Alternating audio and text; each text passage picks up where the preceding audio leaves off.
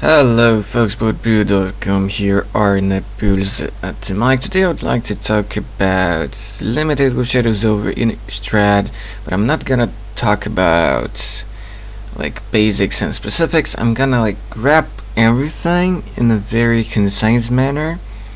Basically, I want to provide you a summary of my impressions and my experience playing with the set and what it actually means in practice. I started making an article about this, and this is the start that you're seeing right now. So I'm gonna go through some cards and explain what I mean by grouping those cards into few distinct piles. So yeah, there would be an article, but I wanted to produce something like that in a video form, so there it is. And let's start with some limited defining cards. I'm not gonna talk about bombs so much. I'm not gonna talk about mythics and rares so much, because that is somewhat obvious and not so interesting to dive into and discuss. There's not that much of confusion.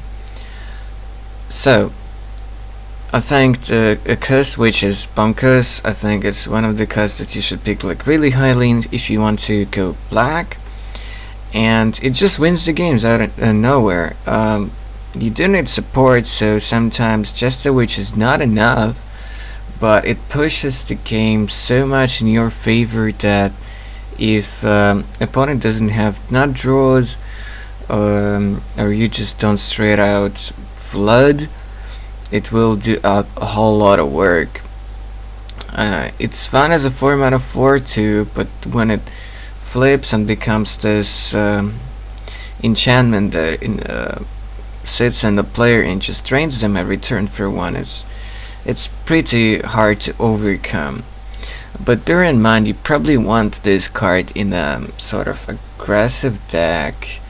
Well, not necessarily aggressive per se, but some deck where you have some reach, be it either flyers or damage through Fiery Temper or something like that.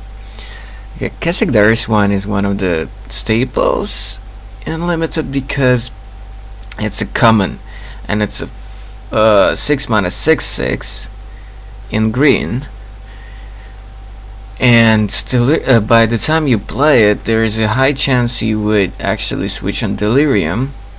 Well, at least by the time you would attack with it. So it's a 6/6 trampler for 6.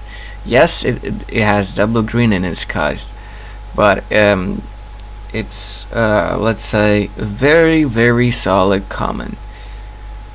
Keswick Forge Master is probably one of the reasons to be in red-green werewolves.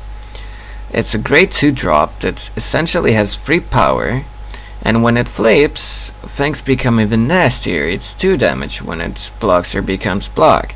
Yes, it can flip back, but it's amazing in what it does, because there are quite a few 1 and 2 toughness creatures, and it kind of clogs up the board if what opponent has is just a bunch of small creatures. Kindly Stranger is insane. It's probably on the power level of the Witch. It's fine, like when you don't have Delirium, it's a fine free drop. It's a 2 free body, and when you have Delirium, it becomes a 4 free body that just knocks a creature for 3 mana, which is insane. Yes, it's as I remember, non-block creature, but still, it's not quite Shriekmaw for constructed. It's not a constructed card, but in Limited it might be actually better than Shriekmaw, I think. Even though Shriekmaw had fear, but with Shriekmaw you would sometimes have to just spend 2 mana to kill a creature and that's it, so that was a 1-for-1 trade. And when you would want maximum value, you would have to play it on 5. That would take your entire turn, With Stranger, why it's so good? Because it's distributed. It's 1 mana more essentially, and you have the special condition Delirium. But you can just play her on free, and then later on just pay 3 mana, kill a guy, and then play 1 more spell that same turn, while a card like Shriekmaw would take pretty much your entire turn, most likely. Necropod is pretty sick. Previously it was like, yeah, it's just another big creature, but 7/7 for 6 mana is quite a big deal, and it essentially has evasion. And by the time you cast this thing, you don't care about like sacrificing some creatures or some lands. You could sacrifice some tokens or get some synergy out of sacrifice effects for your own guys, or like by sacrificing lands you help switching on your Delirium. Same with creatures. So it's overall very, very good card. Of course, Pack Guardian is has less drawbacks. It just has all the nuts. It's a 4 mana flash creature for free. When it enters, you just discard the land and you get a 2/2 wolf. It's a crazy card. You get so much value. You don't mind discarding lands. It also switches on your Delirium. And yeah, it's just great. Rapid Bite, common, sorcery speed, but it's 2 mana, it's in green, where you have a lot of high power creatures, most likely, and 2 mana removal in green is, you gotta love it, you gotta love it. Then Rise from the Tides is the card that I've been super impressed. It's not quite awesome like drafting a spider spawning deck in the old Innistrad, but it's close. Yes, you would have to have a bunch of instant sorceries in your deck to make this actually worth it, but if you have decent amount, and perhaps some of your instant sorceries actually produce creatures, like those zombie making Madness 4 mana card. Well, Madness there is for 3 mana anyways, so some of your spells might be producing creatures. And this card is pretty bonkers for this set. There is not that many sweepers, there are some, sure, but when you're playing a lot of instant sorceries, that means most likely you're gonna play a lot of removal. And by the time you play this thing, most likely they're not gonna have that many creatures on board. So there you have it.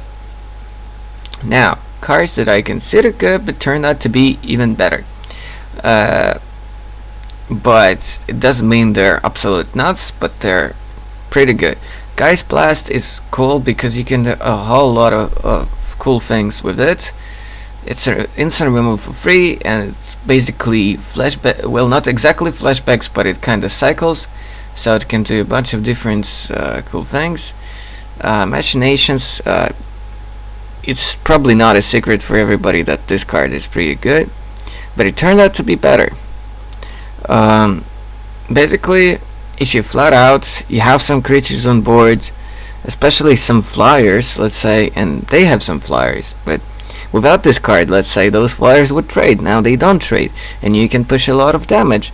And let's say you have a lot of mana, and they have some small creatures, and you too, and basically you're threatening to, like, damage raise, and also clear their board if they block, so things will get nasty.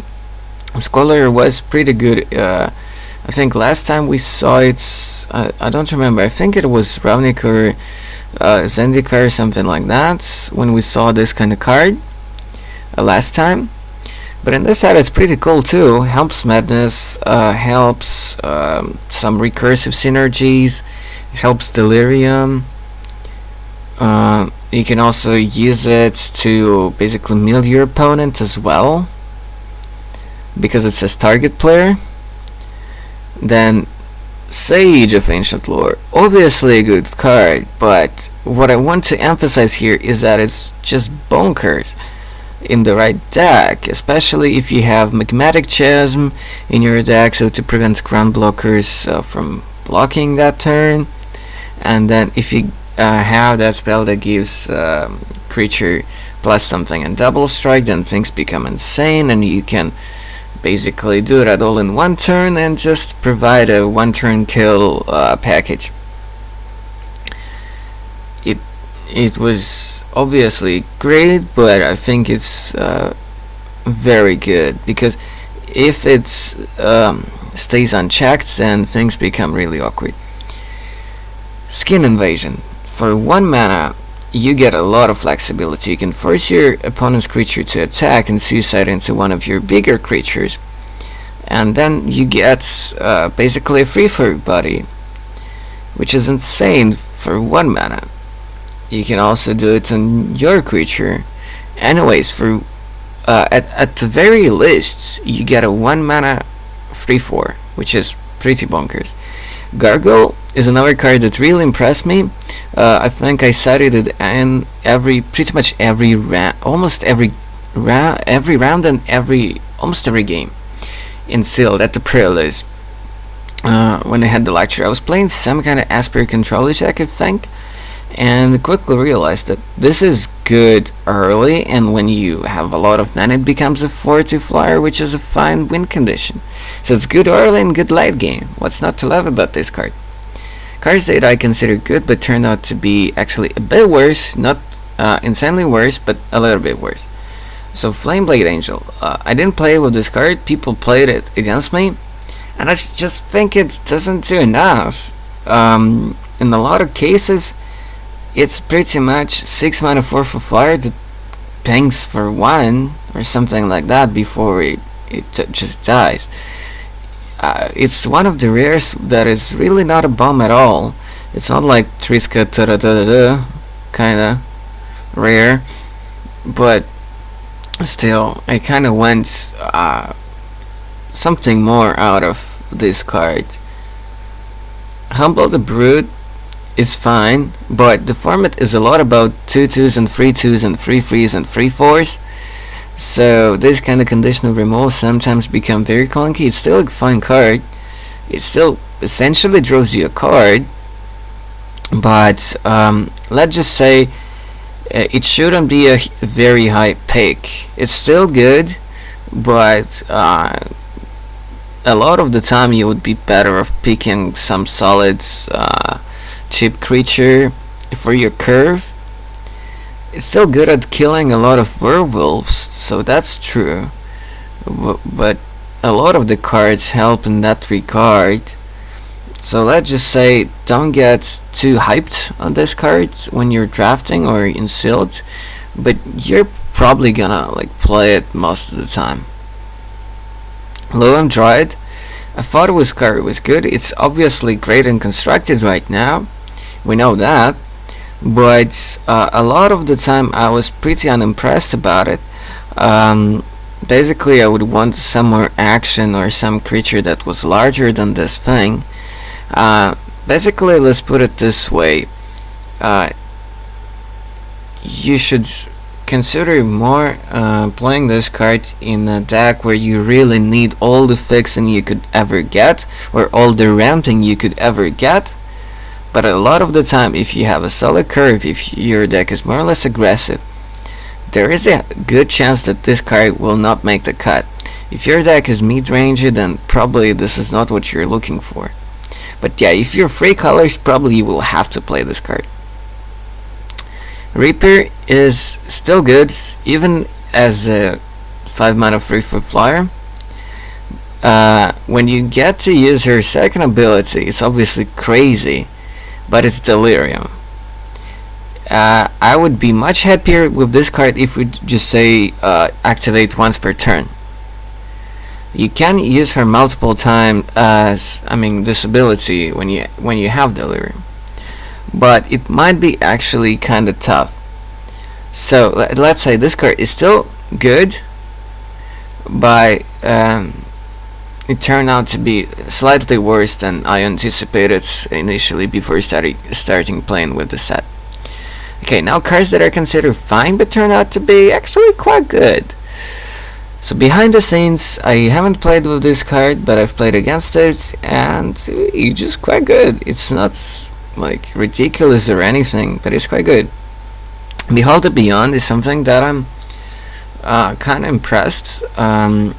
You're not gonna play this in a just straightforward aggressive deck.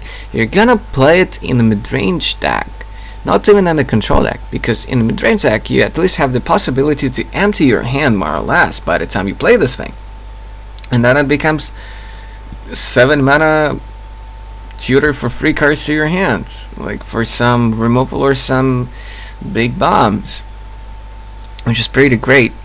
But yeah, you need like quite a bit of removal for it to work. Of course, if you have madness and discard outlets, this card becomes even better. What I'm saying is that it's just pretty good. Like right now we have Dark Petition to go with Seasons Past in Constructed, so this is just a small side note. But after Origins will go out, so we would have just, I think with next rotation, Zendikar and Shadow and the Innistrad block. I think we might have both Zendikar sets. Anyways, I like that you would still have the ability to go Behold into Seasons Past, so for example. But yeah, the deck would probably look quite a bit different than what John Finkel played at the Pro Tour. Dissension in the ranks looks good on paper, and it turned out to be still fine, if not just good. Nothing ridiculous. Sometimes it would be awkward, but let's just say it's not too hard to set up this card. Basically, let's say you attack with 2 small dudes. They have some bigger blockers. Yes, they can always block with just 1, but most likely they're gonna block with 2. And let's say if you have more than 2 creatures or something like that, and you would attack with them into his bigger board, bigger creatures, so you get a lot of value out of this card. Basically, you would get rid of 2 creatures, and for 5 mana at instant speed in red, that's pretty good. That's pretty good. It's not like great, but it's good enough. Harvest Hand. You have a colorless draw for 3 mana 2/2, which is fine. This kind of ogre style card is fine. So it doesn't matter what lands you have in play, as long as they're not like comes into play tapped lands. And when it dies, it becomes a pretty decent equipment, which even helps if you equip it to a human, which is not very uncommon to happen. So very solid. Nothing insane, but good. Whole Pack Wolf, something which might be called like limited staple. Basically, in the deck where you play this wolf, you're not gonna do a whole lot of blocking anyway. If this wolf won't be able to attack with that ability, then that will be pretty bad. But as it stands, this card is pretty good, and you're gonna end up with a lot of wolves and werewolves in your deck, where you would play this card, and it's actually even okay even if you don't have that many wolves and werewolves. I thought this card was like, yeah, okay, but it turned out to be very good indeed. Neonite is I thought it was fine, but it turned out to be actually better, because I didn't realize that you can just cash it in at any time to cycle it. It's a discard outlet that draws you a card, and early on it's some pressure, it's a chump blocker, so yeah. I'm not really excited about it in Constructed, so I might be wrong, but right now I just don't see it. But yeah, in Limited it's actually much better than it seems. Murderous Axe. A very cool card. I really like it a lot. It helps with Delirium, it helps with Madness, it helps with all sort of like recursion synergies. It's basic. It can provide a lot of value and a lot of like attacking, like beatdown value I really like this card. Can be played in pretty much any deck, just discarding those extra lands. And then you just equip it onto your flyer and you have a very fast clock. Sterngun Sable, I consider it was just a okay card, but it's a 1-drop, it's a human, etc, etc. It's not the best tapper in the game, but it again helps with delirium, helps with madness, with other stuff. It's probably at its best in some kind of black-white or black-red deck. No, not black-red, white-red. So it's not gonna be amazing for your green-white human stack, but paired with black or with red, it's gonna be a pretty good card in your deck. Monger, the standard OP. It's quite okay in limited as well. Basically, you want it in a pretty aggressive deck and a very fast deck. And yeah, if you can curve out with him into a 2-drop, tap that 2-drop on turn 2, then you flip this, and then you can, if you can follow it up by a 3rd drop, then very few decks will be able to overcome that. Journal seemed to be weird and clunky, but it turned out to be real good. Actually, in the control deck with a lot of volts and flyers, it's actually pretty good. And especially coupled with that sweet 2-drop that doubles your investigates and so on. And you can have a lot of synergies, and this is a colorless artifact, goes into any deck, no restrictions. And yeah, if you can have this card in your deck with, let's say, some soaring or some other removals or big dudes, this will be pretty cool. So yeah, with that card that doubles the investigate, that card is just bonkers. Okay, and finally, a bit about cards for the milling archetype. I think it's actually alive, it's real. It's not gonna be amazing, but it's a viable strategy, I think. You have the Vassal, you have Scholars to cycle for your own good or to finish off your opponent. You have Memories as your Sphinx's tutelage, so to speak. Manic Scribe helping that too. And then you could have some kind of backup and ways to stay alive for longer with Rise from the Tides. So there are some things, but yeah, the problem is you would play some enchantments to help your milling plan, so be careful with the Rise. But if you can build it some kind of Turbo Fox style, then the Rise is probably gonna be insane in your deck. So yeah, that's it from me from this time. I hope you enjoyed it. So watch out for an article soon, watch out for other videos on the channel, streams on Twitch, etc. See you guys at the paper tournaments locally in Finland, and hopefully at the Grand Prix Prague in May, and maybe at the GP Stockholm in July. We'll see. So Arne Pilze, Belgru, signing off.